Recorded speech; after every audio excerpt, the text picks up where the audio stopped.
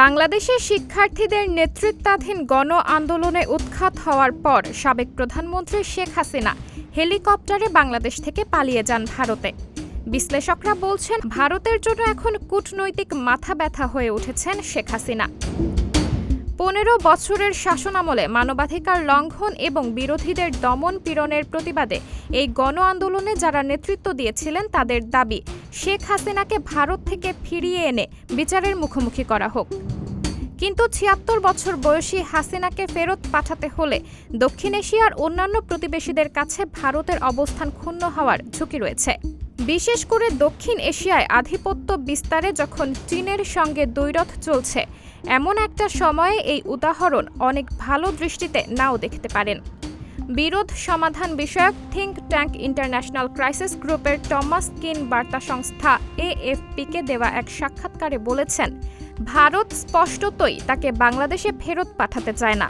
এর ফলে নয়াদিল্লির সঙ্গে ভালো সম্পর্ক থাকা এই অঞ্চলের অন্যান্য নেতাদের কাছে একটা বার্তা পাঠানো হবে যে শেষ পর্যন্ত ভারত আপনাকে ক্ষমা করবে না। বিষয়টা ভারতের জন্য খুব ইতিবাচক হবে না। গত বছর মালদ্বীপে এমন একটা রাষ্ট্রপতি নির্বাচিত হয়েছেন যিনি জেতার পরপরই নয়াদিল্লির বদলে কৌশলগতভাবে বেইজিংয়ের দিকে ঝুঁকে পড়েছেন। হাসিনার পতনের ফলে ভারত এই অঞ্চলে তার ঘনিষ্ঠতম মিত্রকে হারিয়েছে। শেখ হাসিনার অধীনে যারা নির্যাতিত হয়েছেন তারা তার সরকারের সংঘটিত নির্যাতনের জন্য ভারতকেই অনেকাংশে দায়ী করেন। ভারতের হিন্দু জাতীয়তাবাদী প্রধানমন্ত্রী নরেন্দ্র মোদীর কূটনীতিও সেই বৈরিতা ছড়াতে ভূমিকা রেখেছে।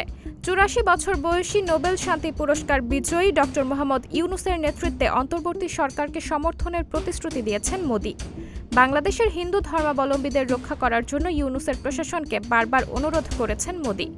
ভারতের স্বাধীনতা দিবসে সপ্তদশ শতকের লালকেল্লা থেকে দেওয়া ভাষণে মোদী বাংলাদেশি হিন্দুদের বিপদে পড়ার বিষয়টি উল্লেখ করেন এবং পরবর্তীতে মার্কিন প্রেসিডেন্ট জো বাইডেনের সঙ্গে ফোন আলাপেও বিষয়টি উত্থাপন করেন। শেখ হাসিনার পতনের পর বিশৃঙ্খল পরিস্থিতিতে হিন্দু ধর্মাবলম্বী এবং মন্দিরের ওপর কিছুটা হামলার ঘটনা ঘটে। এসব ঘটনার নিন্দাও জানানো হয়েছে বাংলাদেশের আন্দোলনকারী এবং অন্তর্বর্তী সরকারের পক্ষ থেকে। কিন্তু ভারতের সরকার সমর্থক বেশ কিছু সংবাদ মাধ্যম এসব ঘটনার অতিরঞ্জিত বিবরণ দেশটিতে বাংলাদেশের পরিস্থিতি সম্পর্কে নেতিবাচক ধারণা ছড়িয়েছে। এমন অনাস্থা এবং অবিশ্বাসের পরিস্থিতিতেই আগস্ট মাসে ভয়াবহ বন্যা আক্রান্ত হয় দুই দেশ। অনেক বাংলাদেশের পক্ষ থেকে ভারতকে এই বন্যার জন্য দায়ী করা হয়। বাংলাদেশের অন্তর্বর্তী সরকার এখনও প্রকাশ্যে নয়াদিল্লির কাছে শেখ হাসিনার ভারতে আশ্রয় নেওয়ার বিষয়টি উত্থাপন করেনি। কিন্তু কূটনৈতিক পাসপোর্ট বাতিল করার কারণে নয়াদিল্লির কাছে একটি সামরিক বিমান ঘাঁটিতে অবস্থান করা হাসিনার অন্য কোনো দেশে যাওয়াটাও কঠিন হয়ে পড়েছে। বাংলাদেশ ও ভারতের মধ্যে ২০১৩ সালে একটি দ্বিপাক্ষিক প্রত্যাবাসন চুক্তি হয়েছিল। এর অধীনে শেখ হাসিনাকে বাংলাদেশে ফিরিয়ে এনে বিচারের মুখোমুখি করার সুযোগ রয়েছে। তবে চুক্তির একটি ধারায় অপরাধ রাজনৈতিক চরিত্রের হলে ফেরত পাঠানোর অনুরোধ প্রত্যাখ্যানের সুযোগও দেওয়া হয়েছে দুই দেশকে।